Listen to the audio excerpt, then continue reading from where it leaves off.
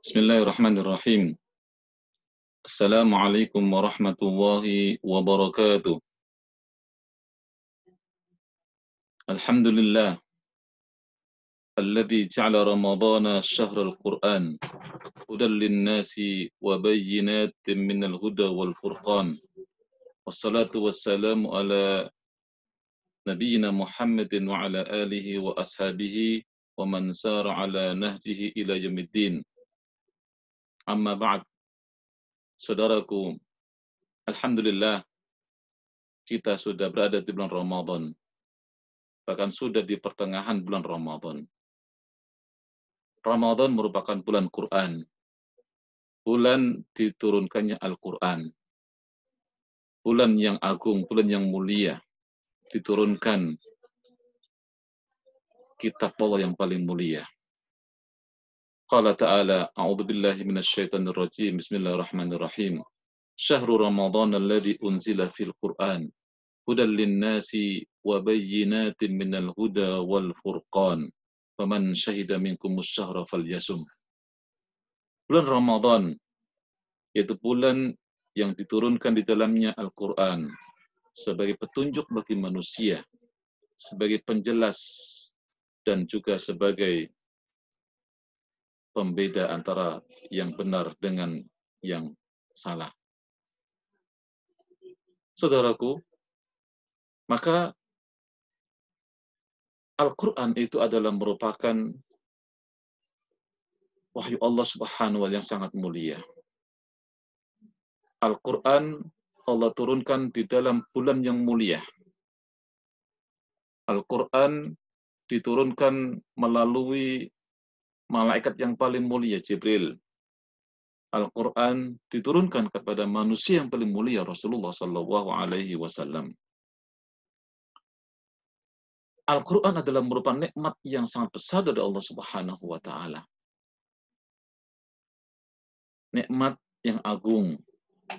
Bahkan nikmat yang paling besar di antara nikmat-nikmat Allah yang paling besar adalah Al-Quran ini. Allah menyebutkan bahwa Al-Quran adalah nikmat.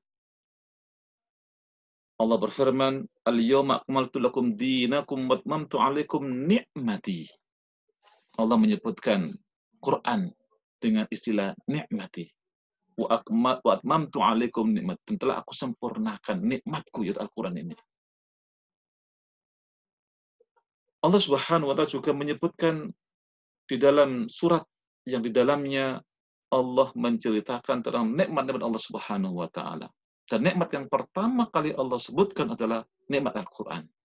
Ar-Rahman 'allamal Quran, khalaqal insan, 'allamahul bayan, ila akhir surah. Di dalam surat ini Allah menyebutkan berbagai macam nikmat-nikmat Allah yang Allah berikan kepada makhluknya, kepada manusia dan jin terutama. Dan nikmat yang pertama kali Allah sebutkan sebelum nikmat-nikmat yang lainnya adalah nikmat Al-Quran. 'Allamal Quran. Bahkan kemudian Allah sebutkan di dalam surat Al-Hijr ayat 87-88. Allah menyebutkan di antara nikmat yang terbesar adalah nikmat Al-Quranul Karim. Walaqad atainaka sab'an minal mathani wal Qur'anal 'azim. La tamuddanna 'ainaika ila ma matta'na bi azwajin minhum. Kata Allah Subhanahu wa Ta'ala, wahai Muhammad, sungguh telah kuberikan kepada engkau 7 ayat yang dibaca berulang-ulang, yaitu Al-Fatihah. Wal Qur'anal 'azim, dan Quran secara keseluruhan yang agung ini. La tamuddanna 'ainaika, kata Allah, janganlah kau lirikkan matamu. Janganlah kamu tergiur ila ma matta'na bi azwajin minhum, kepada nikmat-nikmat yang telah kuberikan kepada golongan lain. Kenapa? Karena nikmat Al-Quran nikmat yang terbesar.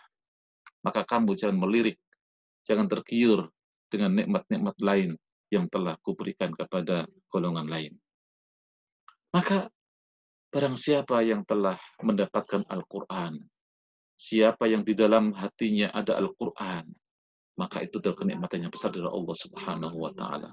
Dan ketika dia mendapatkan nikmat yang terbesar ini, maka dia juga akan menjadi yang mulia. Karena Quran adalah mulia. Quran Allah turunkan di waktu yang paling mulia. Inna anzalnahu fi lailatul qadar. Sesungguhnya kami turunkan Al-Quran di malam Lailatul Qadar, malam yang paling mulia. Fi syahrin karim, di bulan yang mulia, bulan Ramadan. Syahrul Ramadan anzala fihi Al-Quran, unzila fil Quran. Bulan Ramadan diturunkannya Al-Quranul Karim, bulan yang paling mulia. Bahkan kemudian kata Allah Subhanahu wa taala, wa innahu latanzilu rabbil alamin nazala bihi ruhul amin ala qalbika litakunu minal mundirin bilisanin arabi mubin. Ketahuilah saudaraku bahwa Al-Qur'an itu Allah katakan latanzilu rabbil alamin, diturunkan oleh Allah Tuhan semesta alam ini, zat yang mulia. Nazala bihi ruhul amin, diturunkan melalui ruhul amin, malaikat yang paling mulia. Ala qalbika litakuna minal mundirin, kepada makhluk yang paling mulia Rasulullah SAW, bahkan kemudian diturunkan kepada anggota badan yang paling mulia itu hati Rasulullah. Ala qalbika, diturunkan kepada hati kamu, anggota badan yang paling mulia. Karena orang baik itu yang paling mulia di antara anggota badan adalah hatinya. Orang yang jahat, yang paling jahat di antara anggota badan adalah hatinya pula.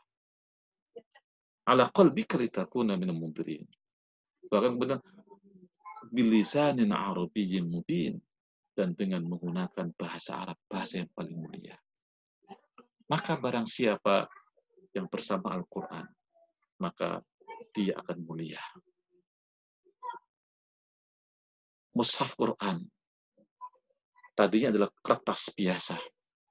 Kertas yang bisa ditendang-tendang, bisa dibuang, bisa dilecehkan, dan sebagainya. Tapi begitu ada tulisan Al-Quran, maka dia menjadi mulia.